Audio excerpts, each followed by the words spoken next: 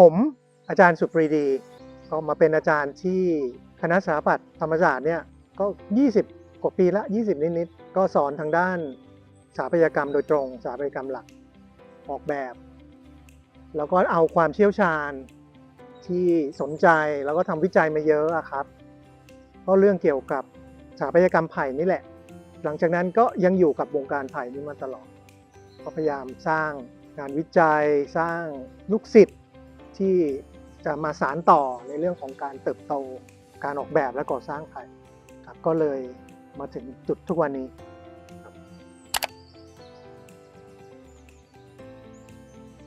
ตอนแรกไม่ได้สนใจเยอะแล้วก็พยายามหาข้อมูลปรากฏว่ามันไม่ค่อยมีข้อมูลก็ไม่รู้มันอยู่ที่ไหนทั้งที่ไผ่มันก็อยู่กับเรามาเป็นร้อยปีก็อยู่หลังบ้านอยู่ทั่วไปเนี่ยทำไมมันคนทำวิจัยไผ่มันก็น่าจะเยอะแต่ทำไมฉันหาข้อมูลไม่มีก็เลยตัดสินใจว่าเราลองหาเองก็ได้เราก็เลยตัดสินใจทำเองค้นหาเองเก็บข้อมูลเองทำทุกอย่างจนกระทั่งได้ไปทำวิจัยในระดับปริญญาเอกซึ่งตอนนั้นก็ไปอยู่เมืองนอกก็ไม่มีใครรู้จักไผ่เหมือนกันใช่ไหมฮะแต่จริงๆเราไปเมืองนอกเนี่ยเพราะว่าเร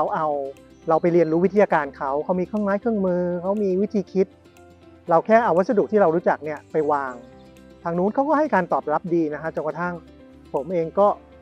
ได้ทำวิจัยที่ดีชิ้นหนึ่งนะครับที่เกี่ยวกับไผ่ที่ดีมากๆเลยก็คือว่าได้มีโอกาสตีพิมพ์น่าจะเป็นงานชิ้นแรกเลยตีพิมพ์ในระดับนานาชาติแล้วงานชิ้นนี้มันก็ยังค้างเต่งอยู่ในวงการแล้วก็มีคนอ้างอิงเยอะมากผมก็ดีใจนะครับพอกลับมาเมืองไทยก็รู้สึกว่าเฮ้ยเรารู้เยอะอะแล้วผมจะเก็บไว้ทำไมอะผมเก็บไว้คนเดียวทำไมประจวบเหมาะกับที่คณะเนี่ยโชคดีมากๆเลยอาจจะเป็นเพราะว่าดวงหรืออะไรก็ตามเนี่ยมันเป็นช่วงที่เราเปลี่ยนการสอนสตูดิโอปีสุดท้ายให้มันเป็นสตูดิโอทางเลือกจากเดิมเนี่ยทุกคนต้องทำตึกสูงหมดจากเดิมที่คนจะต้องทำอาคารมิกซ์ยูส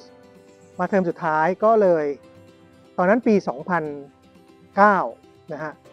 ก็เลยตัดสินใจว่าเอาวิชาแบมบูใส่เข้าไปซึ่งก็ต้องยอมรับว่าตอนนั้นเนี่ยผมก็ไม่รู้หรอกว่าผมจะสอนอะไรหรือจะให้เด็กๆทำอะไรแต่ว่าเรามีเนื้อหาอยู่แล้วเราก็พูดของเราไปเรื่อยแล้วก็ให้สร้างงานขึ้นมาชิ้นหนึ่งปรากฏว่าทุกคนสนุก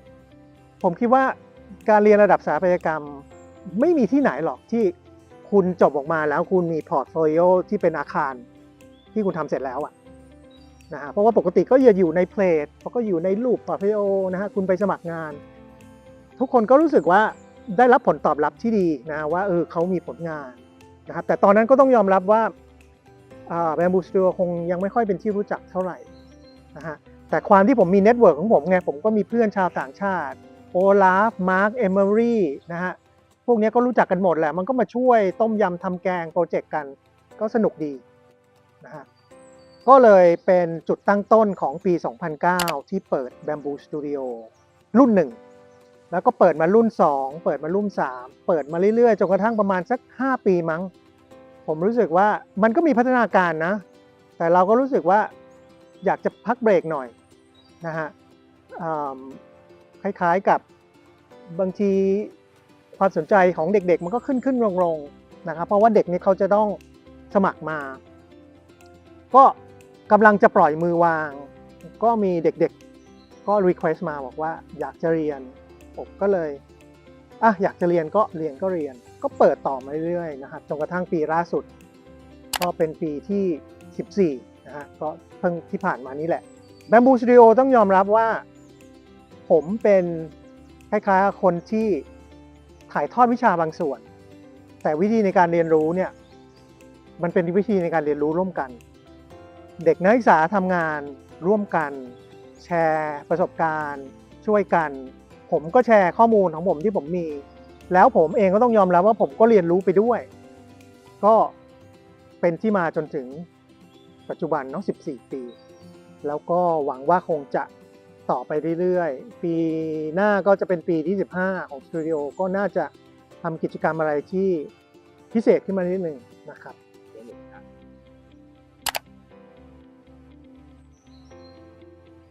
ก็เป้าหมายในระยะยาว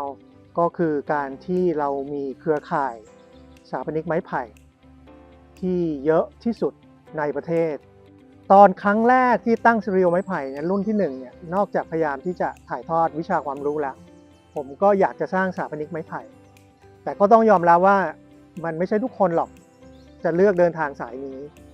แต่มาถึงทุกวันนี้14 รุ่นเนี่ยพวกเราที่เดินตามสายที่เคยได้วางไว้เนี่ยน่าจะประมาณ 4-5 รุ่นไม่ว่าจะเป็น Giant Grass นะฮะของพี่ตองก็รุ่น4พี่โจรุ่น5แล้วก็มีพวกเรารุ่น9พี่ปิ่นรุ่น8สยามแล้วก็เนี่ย Bamboo Studio แล้วก็รุ่นเรารุ่น10รุ่น11นะฮะแล้วก็มีม่อนที่น่าจะหันมาเอาวงการนี้แล้วก็พี่สอนน้องน้องช่วยพี่ช่วยน้องผมคิดว่ามันไม่มีเครือข่ายไหนแล้วอะนะฮะผมก็ยังคงต้องสร้างไปเรื่อยๆก็ตอนนี้มันหยุดไม่ได้แล้วก็คงจะต้องรอผมเกษียณอะคงจะไม่ได้สร้างต่อแต่ว่าในระหว่างนี้ก็ไม่ได้หมายความว่าเราจะหยุดในสิ่งที่ผมอยากจะทำผมก็ต้องหาคนที่จะมาทำต่อสืบทอดได้นะครับก็ยังไม่รู้เหมือนกันว่าใครจะมาช่วยตรงนี้ผมเป็นครูเนาะเป็นเรือจ้างส่งพวกเราถึงฝั่งแล้วเราเดินต่อไปจนกระทั่งเจอความสำเร็จเนี่ยผมก็ดีใจนะผมดีใจมากๆเลยแล้วเราก็ยืนได้ด้วยตัวพวกเราเองเป็นใหญ่เป็นโตถึงขนาดว่าคนที่เคยอยู่ในวงการก็อาจจะต้องหันกลับมามองแล้วบอกเฮ้ยนี่มันพวกธรรมศาสตร์ Bamboo Studio นี่แล้วมันก็คงจะต่อไปเรื่อยๆก็หวังว่าวิชาชีพพวกเราก็คงสืบทอดต่อไปเรื่อยๆอีกหลายสิบปี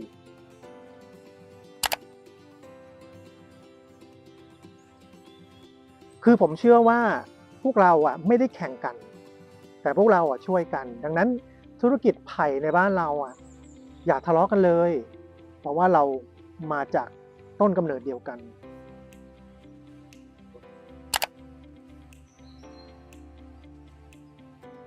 ผมทำ Bamboo Studio เนี่ยมันมีขึ้นมีลงมันก็เหมือนกับคลื่นน้ำนะฮะซึ่งในอดีตผมก็เจอปัญหาเยอะทำงานกับพวกเราไม่ได้หมายความพวกเราเป็นปัญหานะแต่เนเจอร์ของการเรียนไผ่มันเป็นปัญหาในตัวของมันเนื่องจากว่ามันใช้เครื่องมือมันมีบาดแผลมันมีบาดเจ็บมันมีอดหลับอดนอนมันมีออกแรงเยอะมันมีเสียตังค์เยอะมันมีคนด่าเพราะว่าทำสกปรกมันมีโครงสร้างที่ถูกทิ้งเอาไว้แล้วก็ไม่รู้จะไปทำอะไรต่อดังนั้นเนี่ยมันมีฟีดแบ็กทั้งในเชิงบวกในเรื่องของความสามารถพวกเราแล้วก็ในเชิงลบไม่ใช่ด้านลบของไผ่แต่เป็นด้านลบของการเรียนรู้ไผ่มากกว่าเพราะว่ามันก็ไม่ได้เป็นการเรียนที่สะอาดนักนะมันมีขี้เลื่อยมันมีเศษไม้เต็มไปหมดดังนั้นเราก็เลยเริ่มจากที่เคยทำในคณะเนี่ยเราก็เลยเริ่มหาระเหตุเร่ร่อนไปตามเพื่อนต่างๆมิตรต่างๆแล้วก็ออกไปตามไซต์ต่างจังหวัดหรือมีคนมาจ้างนะครับตอนนั้นที่ได้ทำงานร่วมกับทีม Bamboo Saurus เนี่ยตอนที่ยังไม่ได้เป็น Bamboo Saurus เนี่ยก็น่าจะเป็นโปรเจกต์แรกๆเลยนะครับที่ออกไปทำต่างจังหวัดซึ่งมันก็มีความอิสระมากขึ้นแล้วก็ไซต์มันเป็นอยู่ในท่ามกลางธรรมชาติดังนั้นไอ้ความที่เราจะต้องไปแคร์ฝุ่นละอองความสกปรกอะไรนั้นมันก็อาจจะไม่ใช่เป็นประเด็นเท่าไหร่นะครับก็เลยได้รับโปรเจกต์ที่เป็นการสร้างสะพานนะตอนแรกก็ยังลังเลอยู่เพราะว่าสะพานมันมีเรื่องของการรับแรงที่เยอะมันเป็นช่วงพาดก็จะทำไหวไหมนะแต่ก็ลุยก็ลุยนะฮะคุณฆ่าเนื้อคุณจะไปเสียดายเกลือทำไมนะฮะคุณก็ต้องลุยทั้งเนื้อทั้งเกลือก็ลุยกันไปสะพานมันก็ใหญ่ขึ้นมันก็กว้างขึ้นมันก็สนุกขึ้นมันก็มีขอบเขตที่เป็นการเรียนรู้เป็นบทเรียนรู้ที่ดีมากนะครับตอนแรกก็ไม่ได้ตั้งใจว่าจะเป็นถึงขนาดนี้นะฮะก็ในมุมมองของผมก็รู้สึกว่าดีใจที่ได้ทำแล้วก็ ชื่นใจในผลงานที่ออกมานะฮะในความเป็นทีมเวิร์กของทีมรุ่นของ Bamboo Saurus นะฮะมาตรฐานในการทำทีมเวิร์กแล้วมาตรฐานของงานเนี่ยมันถูกดันขึ้นโดยปริยายดังนั้นรุ่นต่อมาเนี่ยยากแล้วคุณสร้างมาตรฐานไว้สูงนะฮะมันก็ถูกดันสูงขึ้นเรื่อยๆนะครับดังนั้น Bamboo Saurus ผมก็รู้สึกว่าเป็นลูกศิษย์ที่เก่งนะฮะแล้วก็เป็นผู้บุกเบิกในเรื่องของการปฏิรูปวิธีการทำงานและวิธีในการเรียนรู้เกี่ยวกับสถาปัตยกรรมไผ่ก็ต้องขอบคุณพวกเรานะครับทำให้การเรียนรู้การทำสตูดิโอสถาปัตยกรรมไผ่เนี่ยมันก็ถูกทำให้พัฒนาขึ้นตั้งแต่นั้นมาเนาะก็ต้องขอบใจพวกเรา